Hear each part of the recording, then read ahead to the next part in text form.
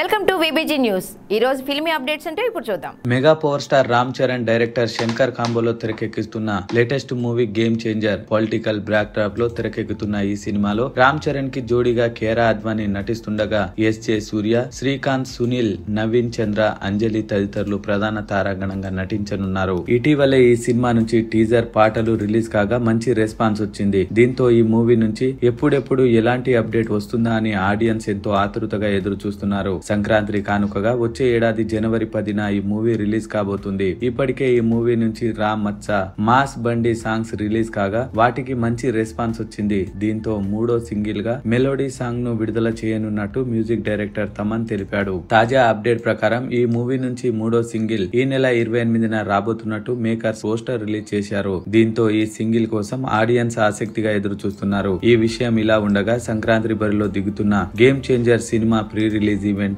అమెరికాలో గ్రాండ్ గా నిర్వహించనున్నట్టు మేకర్స్ ప్రకటించారు. మరిన్ని ఫిల్మీ అప్డేట్స్ కోసం చూస్తూనే ఉండండి విబిజీ న్యూస్.